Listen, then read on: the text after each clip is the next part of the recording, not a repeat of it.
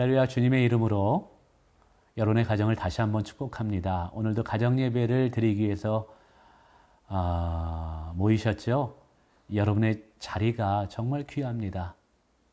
진심으로 여러분을 축복하고 여러분의 가정과 자녀들에게 주의 복이 임하기를 원합니다. 자, 오늘 함께 은혜 받을 말씀은요, 신명기 10장 12절부터 13절까지 말씀입니다. 제가 한번 읽어보도록 하겠습니다.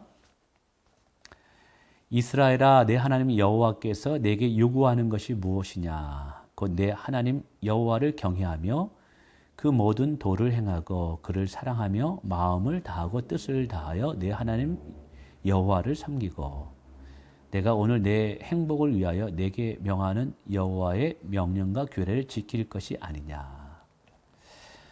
우리가 잘 알고 있듯이 신명기는 모세가 이스라엘 백성들을 이끌고 가나안 땅에 들어가기 직전에 다음 세대들에게 전해준 메시지입니다. 그 메시지의 중심은 사실 하나입니다. 마음과 뜻과 정성을 다하여 하나님을 사랑하라입니다. 저도 개인적으로 신앙생활을 하면서 우리 신앙생활에 가장 중요한 것이 무엇인가 늘 고민합니다.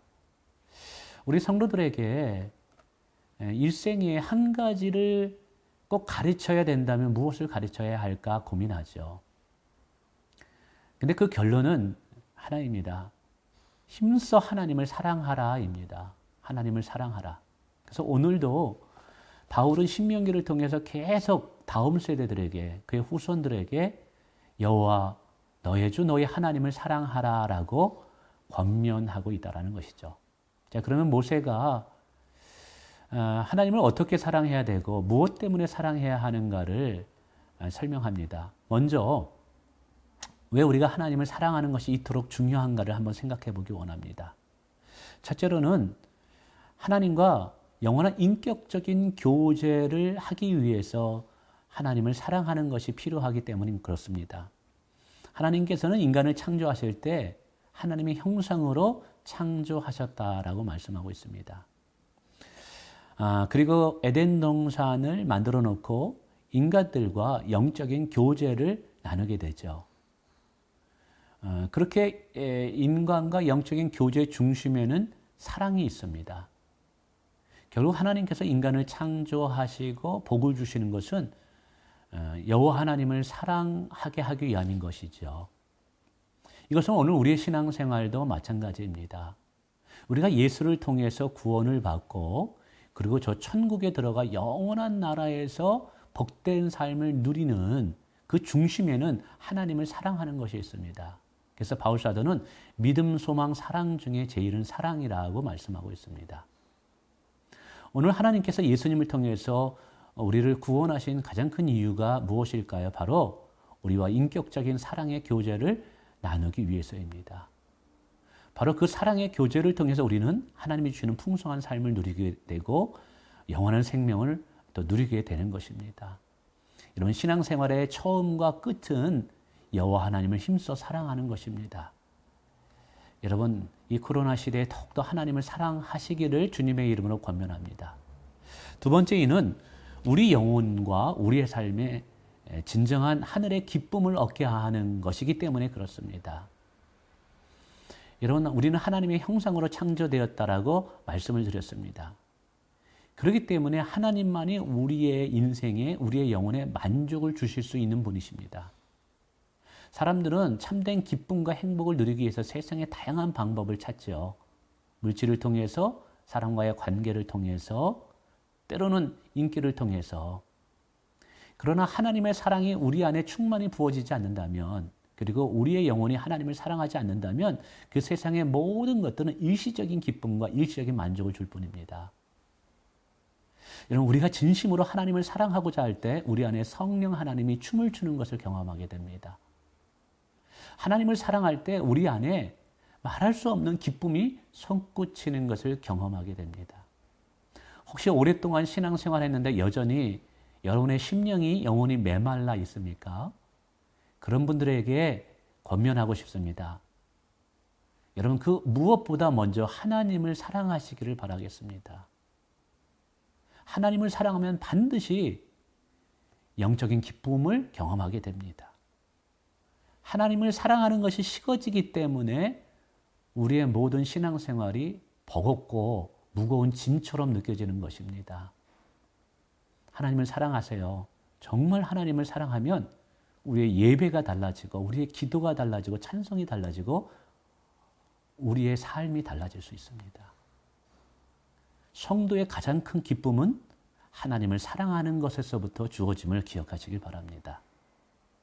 세 번째는 하나님을 사랑할 때 우리의 인생이 복되기 때문에 그렇습니다. 모세는 신명기를 통해서 이스라엘 백성들에게 계속 하나님을 사랑하라고 이야기합니다. 그러면서 오늘 그것이 너희에게 복이 될 것이라고 오늘도 이야기하고 있다는 사실이죠. 내가 오늘 내 행복을 위하여 내게 명하느니 라고 말합니다. 물론 우리가 복을 받기 위해서 하나님을 사랑하는 것은 아닙니다. 그러나 우리가 진심을 다하여 하나님을 사랑하면 하나님께서는 그 인생을 내버려 두지 아니하고 반드시 복 위에 복을 주신다라는 사실입니다. 하나님을 사랑하는 자, 하나님께 쓰임받지 않은 자가 없다라는 사실이죠. 여러분, 오늘도 하나님은 누구를 찾을까요? 바로 여호와께 순종하는 자들을 찾는 자입니다. 그 순종은 무엇을 통해서 오나요? 사랑을 통해서 오는 것입니다. 결국 하나님은 오늘도 하나님을 사랑하는 자를 찾는다는 거예요. 바라기는 저와 여러분의 자녀들과 모든 가족이 하나님을 더욱 사랑함으로 하나님이 주시는 풍성한 삶을 마음껏 누리시기를 주님의 이름으로 축원을 드리겠습니다. 자, 그러면 우리가 어떻게 하나님을 사랑해야 될까요? 우선 세 가지로 말씀드리고 싶습니다. 첫째로는 하나님을 경외함으로 하나님을 사랑할 수 있습니다. 오늘 내 하나님 여호와께서 내게 요구하는 것이 무엇이냐라고 이야기하면서 내 하나님 여호와를 경외하라라고 이야기하고 있습니다. 경외한다는 것은 하나님을 향한 두려운 마음이 있고 또 사랑의 마음이 있는 것을 포함하는 것이죠. 하나님을 하나님으로 인정하는 것이 하나님을 경외하는 것입니다. 하나님은 천지를 창조하신 창조주 하나님이십니다. 우리를 구원하신 구원자 하나님이십니다. 그리고 죄를 반드시 심판하시는 심판의 주가 되십니다. 정말 그 하나님을 살아계신 하나님으로 인지하고 인정하게 될 때 그저 지식적인 차원이 아니라 실제하시는 하나님을 대면하게 될 때 우리는 하나님을 경외할 수밖에 없습니다. 우리는 하나님을 경외함으로 하나님을 사랑할 수 있는 것입니다. 두 번째는 우리의 마음을 온전히 하나님께 드림으로 하나님을 사랑할 수 있습니다. 오늘 하나님께서 이스라엘 백성들에게 원하는 것은 어떤 형식이나 어떤 전통이나 제도가 아니라 우리의 마음을 원하신다는 것이죠.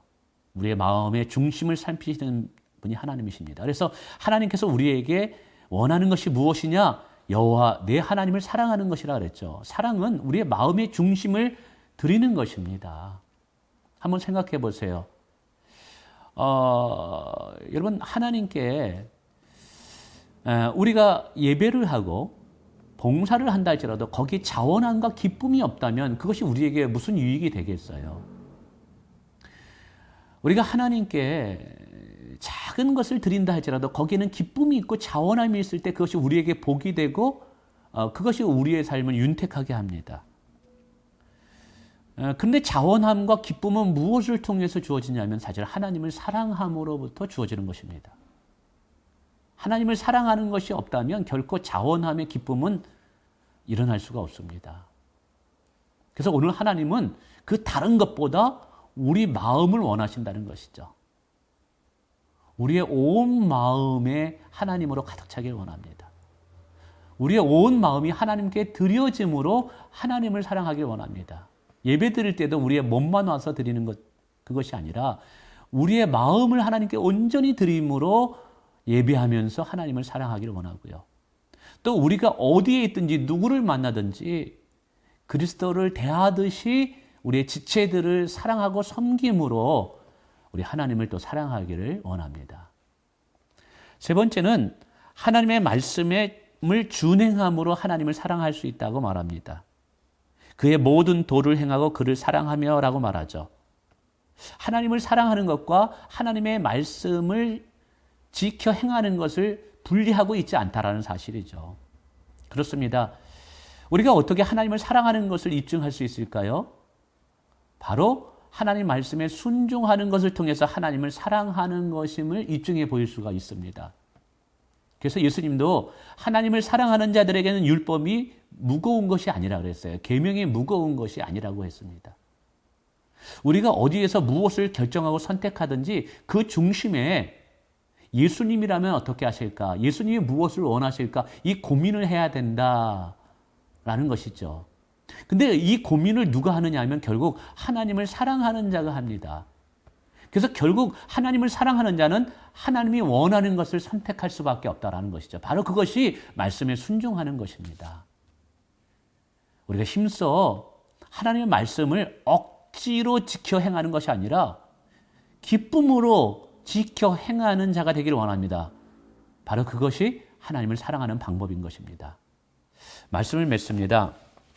오늘 모세는 이스라엘 백성들뿐만 아니라 우리에게 권합니다. 내 하나님 여호와를 사랑하래요. 하나님은 누군가의 하나님이 아니에요. 내 아버지, 어머니의 하나님이 아니라 나의 하나님이라고 말합니다. 하나님을 사랑할 때 하나님께서 여러분의 놀라운 기쁨과 만족을 다시 한번 주실 줄을 믿습니다. 우리 힘써 하나님을 사랑하는 저와 여러분 되시기를 주님의 이름으로 축원을 드립니다. 감사합니다.